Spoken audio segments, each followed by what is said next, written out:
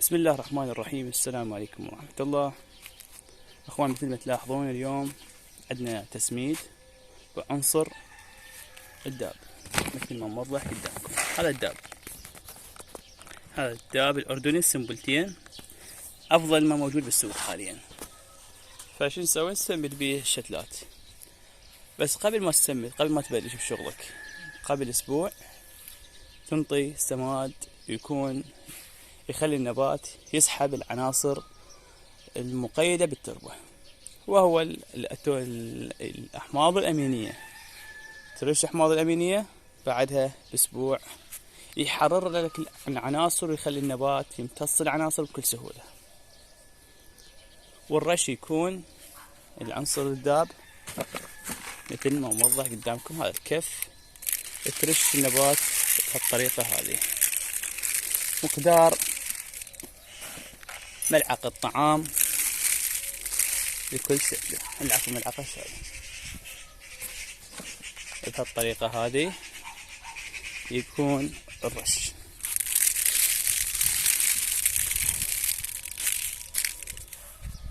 إن شاء الله وصلت لكم الفكرة.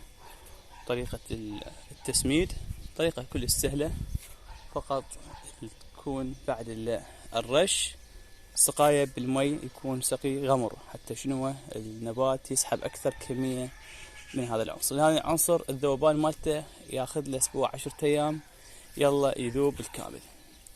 هسه تقولون النبات اللي عمره شهر شهرين سنة يتسمد. أخوان شوفوا هسه هاي الجات روفة، هاي ما حولت، قاعد أحول قبل ما مخلص. هذني هسه راح انطيهن. شوفوا، أبد لا تخافوا من شغلة التسميد، بس تكون تسميد بالصورة الصحيحة. نفس ما أنطيها لأم سنة أو سنتين، نفس الحالة، نفس القدر. كل الزرع راح يسمد بالكامل بعنصر الداب.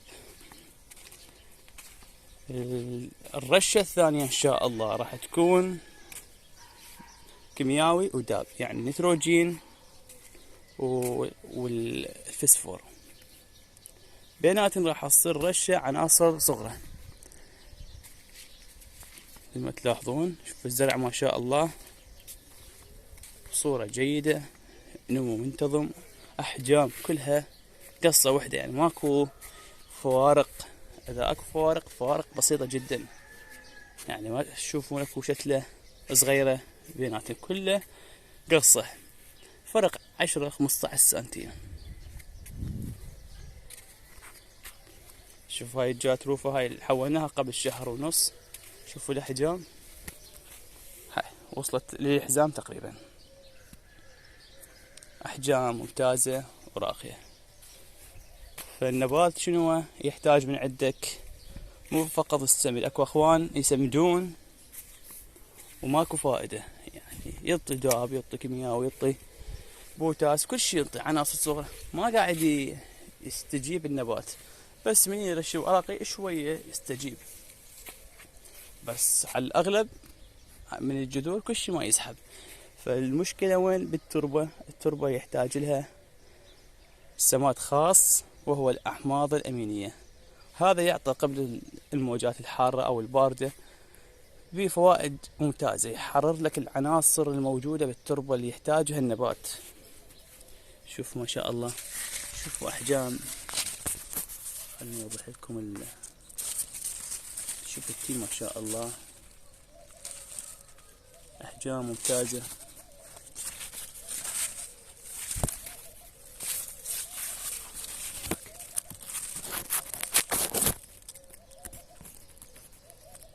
أحجام كلش خشنة ما شاء الله.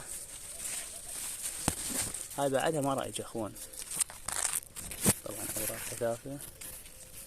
شوفوا. فالشغلة التسميد ضرورية جدا أخوان، وما أقدر دائما أنشر لكم أوضح لكم أكثر من هذا، لأن شوية عندي التزامات في العمل. يعني هسه راح يحتاج لي وقت أرش البستان بالكامل بالداب، وبعدين أرجع أستغني عن النافورات حتى يجي مي كفاية للنبات. راح تلاحظون فرق بالحجم. بعد 10 أيام أصور لكم تصوير راح تشوفون الأحجام ممتازة جدا. راح أشوفكم يعني كنموذج حتى تقارنون به بعد 15-20 يوم. شوفوا هسه هاي شتلة تحت كل نافورة واصلة النص البوري، الأغلب واصل للنص. إن شاء الله بعد فترة 20-15 يوم تشوفون الأحجام أعتقد يوصل لنهاية البوري. شوف هسه هاي ما شاء الله خط من الساحل. شوف أخوان وين واصل. طبعا البوري هذا حجمه متر. شوف الشتلة يعني بعد لها 20 سنتيم وتصير متر بالضبط. كل زرع بهالحجم بهالارتفاع، وانا اتوقع ان شاء الله على 15-20 يوم كل يوصل لهذا المكان هذا.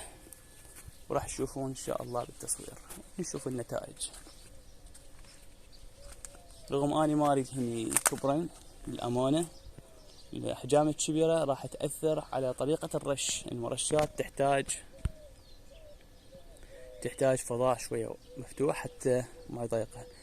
بس انا بالعموم حتى تكون المعلومه واصله، الاحجام ان شاء الله ما اخليها تعلى عن هذا التقسيم الاسود قدامكم كله يقص.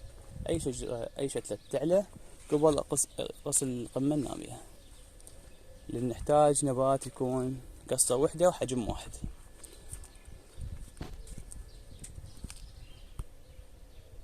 طبعا شغلة بعد مهمة جدا، التسميد يكون في وقت واحد، يعني لا السمد لا الصبح ولا الظهر ولا بالليل، فقط فترة العصرية. أما السقي لا، يفضل 3 مرات باليوم، الصبح والظهر والعصر. تتجنب السقي الليلي، لأن بالليل راح يسوي فطريات وشغلات ما لها فائدة.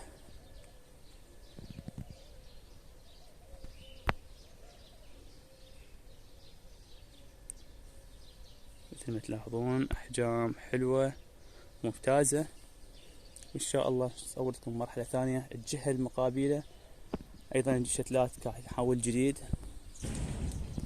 راح أشوفكم شتلة قبل أيام صورت لكم إياها، أوراقها هاي أوراق القديمة وهاي أوراق الجديدة. شوف اللون ما شاء الله مالتها. تحياتي والسلام الجميع، مع السلامة.